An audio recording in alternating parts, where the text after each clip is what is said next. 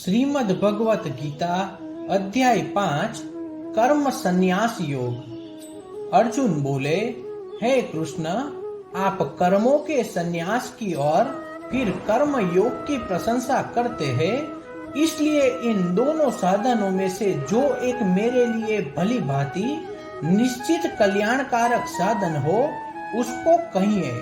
श्री भगवान बोले, कर्म संन्यास और कर्म योग ये दोनों ही परम कल्याण के करने वाले हैं, परंतु उन दोनों में भी कर्म संन्यास से कर्म योग साधन में सुगम होने से श्रेष्ठ है। हे अर्जुन, जो पुरुष किसी से द्वेष नहीं करता है और न किसी की आकांक्षा करता है, वह कर्म योगी सदा सन्यासी ही समझने योग्य है, क्योंकि राग द्वेषादि द्वंद्वों से रहित पुरुष सुख पूर्वक संसार बंधन से मुक्त हो जाता है। उपयुक्त संन्यास और कर्म योग को मूर्ख लोग पृथक पृथक फल देने वाले कहते हैं, न कि पंडित जन, क्योंकि दोनों में से एक भी सम्यक प्रकार से स्थित पुरुष दोनों के फल स्वरूप परमात्मा को प्राप्त होता है। ज्ञान योगियों द्वारा जो परम धाम प्राप्त किया जाता है, कर्म योगियों द्वारा भी वही प्राप्त किया जाता है। इसलिए जो पुरुष ज्ञान योग और कर्म योग को फल रूप में एक देखता है, वही यथार्थ देखता है। परंतु हे अर्जुन, कर्म योग के बिना होने वाले संन्यास अर्थात मन, इंद्रिय और शरीर द्वारा होने वाले संपूर्ण कर्मों में कर्तापन का त्याग प्राप्त होना कठिन है, और भगवत स्वरूप को मनन करने वाले कर्म योगी परब्रह्म परमात्मा को शीघ्र ही प्राप्त हो जाता है। जिसका मन अपने वश में है, जो जितेंद्रिय और विशुद्ध अंतकरण वाला तथा संपूर्ण प्राणियों को आत्मरूप परमात्मा ही जिसका आत्मा है, ऐसा कर्म योगी कर्म करता हुआ भी लिप्त नहीं होता।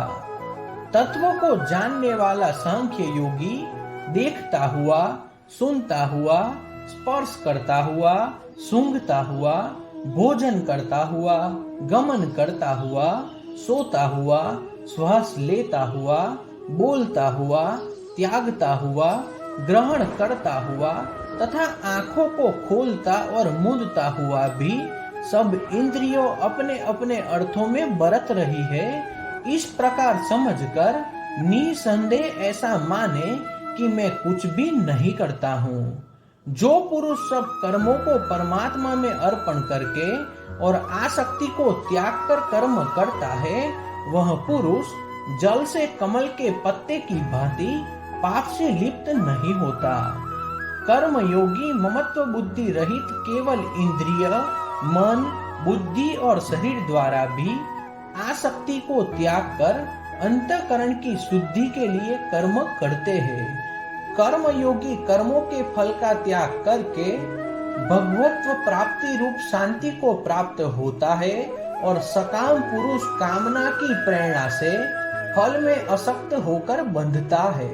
अंतःकरण जिसके वश में है, ऐसा सांख्य योग का आचरण करने वाला पुरुष न करता हुआ और न करवाता हुआ ही 9 द्वारों वाले शरीर रूपी घर में सब कर्मों का मन से त्याग कर आनंद पूर्वक सच्चिदानंद धन परमात्मा के स्वरूप में स्थित रहता है। परमेश्वर मनुष्यों के न तो कर्तापन की, न कर्मों की और न कर्म फल के संयोग की रचना करते हैं, किंतु स्वभाव ही बरत रहा है। सर्वव्यापी परमेश्वर भी न किसी के पाप कर्म को और न किसी के शुभ कर्म को ही ग्रहण करता है, किंतु अज्ञान के द्वारा ज्ञान ढका हुआ है, उसी से सब अज्ञानी मनुष्य मोहित हो रहे हैं। परंतु जिनका वह अज्ञान परमात्मा के तत्व ज्ञान द्वारा नष्ट कर दिया गया है, उनका वह ज्ञान सूर्य के सुदृढ़ और सच्चिदानंद धन परमात्मा को प्रकाशित कर देता है। जिनका मन तृप्त हो रहा है, जिनकी बुद्धि तृप्त हो रही है और सच्चिदानंद धन परमात्मा में ही जिनकी निरंतर एक ही भाव से स्थिति है, ऐसे तत्परायण पुरुष ज्ञान के द्वारा पाप रहित होकर अपुनरावृत्ति को अर्थात परम गति को प्राप्त होते हैं। वे ज्ञानी जन विद्या और विनय युक्त ब्राह्मण में तथा गौ, हाथी, कुत्ते और चांडाल में भी समदर्शी होते हैं। जिनका मन स्वभाव में स्थित है, उनके द्वारा इस जीवित अवस्था में ही संपूर्ण संसार जीत लिया गया है, क्योंकि सच्चिदानंद धन परमात्मा निर्दोष और सम है। इसके वे सच्चिदानंद धन परमात्मा में ही स्थिति है। जो पुरुष प्रिय को प्राप्त होकर हर्षित नहीं हो और अप्रिय को प्राप्त होकर अद्विग्न न हो, वह स्थित बुद्धि संशय रहित ब्रह्मवेता पुरुष सच्चिदानंद धन परब्रह्म परमात्मा में एक ही भाव से नित्य स्थित है। बाहर के विषयों में आसक्त रहित अंतःकरण वाला साधक आत्मा में स्थित जो ध्यान जनित सात्विक आनंद है, उनको प्राप्त होता है। तदंतर वह सच्चिदानंद धन परब्रह्म परमात्मा के ध्यान रूप योग में अभिन्न भाव से स्थित पुरुष अक्षय आनंद का अनुभव करता है। जो ये इंद्रिय तथा विषयों के संयोग से उत्पन्न होने वाले सब भोग है, यद्यपि विषयी पुरुषों को सुख रूपी भासते हैं, तो भी दुख के ही हेतु है और आदि अनंत वाले अर्थात अनित्य है। इसलिए है अर्जुन, बुद्धिमान विवेकी पुरुष उनमें नहीं रमता। जो साधक इस मनुष्य शरीर में शरीर का नाश होने से पहले पहले ही काम क्रोध से उत्पन्न होने वाले वेग को सहन करने में समर्थ हो जाता है, वही पुरुष योगी है और वही सुखी है। तथा जो आत्मा में ही ज्ञान वाला है, वह सच्चिदानंद धन परब्रह्म परमात्मा के साथ एक ही भाव को प्राप्त सांख्य योगी शांत ब्रह्मा को प्राप्त होता है। जिनके सब पाप नष्ट हो गए हैं, जिनके सब संशय ज्ञान के द्वारा निवृत्त हो गए हैं, जो संपूर्ण प्राणियों के हित में रत है और जिनका जीता हुआ मन निश्चय भाव से परमात्मा में स्थित है, वे ब्रह्मवेता पुरुष शांत ब्रह्मा को प्राप्त होते हैं। काम क्रोध से रहित जीते हुए चित्त वाले परब्रह्म परमात्मा का साक्षात्कार किए हुए ज्ञानी पुरुष के लिए सब ओर से शांत परब्रह्म परमात्मा ही परिपूर्ण है।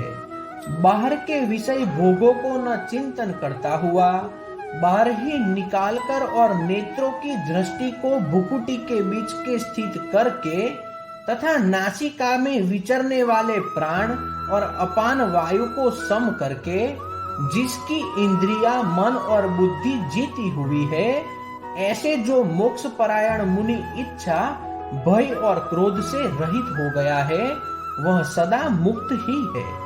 मेरा भक्त मुझको सब यज्ञ और तपों का भोगने वाला, संपूर्ण लोकों के ईश्वर का भी ईश्वर तथा संपूर्ण भूत प्राणियों का सुहृद अर्थात स्वार्थ रहित दयालु और प्रेमी, ऐसा तत्व से जानकर शांति को प्राप्त होता है। तो इस प्रकार उपनिषद ब्रह्म विद्या तथा योग शास्त्र रूप श्रीमद् भगवद गीता के श्री कृष्ण अर्जुन संवाद में कर्म संन्यास योग नामक 5वां अध्याय संपूर्ण हुआ। श्री कृष्ण कन्हैया लाल की जय।